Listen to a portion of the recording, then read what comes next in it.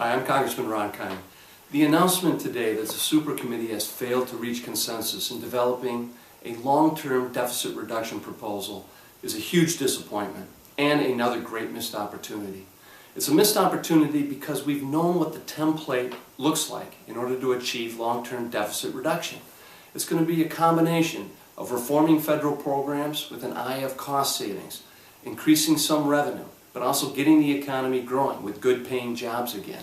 We've known for some time with multiple bipartisan commissions who have all arrived at the same conclusion.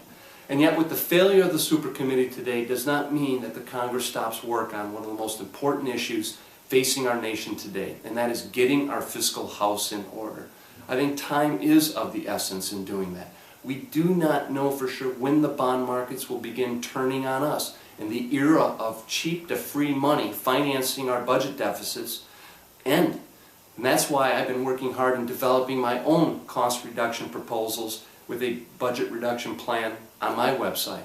I've talked about reforming the healthcare system so we get better value for the dollars that we're spending, changing the way we pay for it so we're rewarding good quality care, the value of care as opposed to the volume of care. When 1 out of every 3 healthcare dollars is spent on things that don't work, in the fastest and largest growing spending program in the federal budget, that's where we need to continue to work to find cost savings. I've been talking about reforming defense spending, getting rid of outdated weapons programs, changing force structures overseas where there's an incredible amount of wasted money and inefficiency. I've also been one of the leading voices in Farm Bill reform, ending huge taxpayer subsidies going to large agribusiness that doesn't even help family farmers.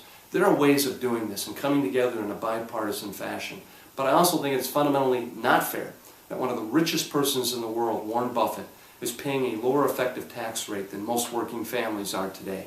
Or that small businesses in western Wisconsin are paying higher tax rates than many Fortune 500 companies because our tax code today is riddled with loopholes and tax credits and special breaks that only the wealthy or only the most powerful corporations in America can take advantage of. So that's the type of balanced approach that we need. The failure of the Super Committee does not mean that the U.S. Congress should fail the American people, but especially future generations. We must get to work right away to put together a plan to get our fiscal house in order before the markets start turning on us here in America.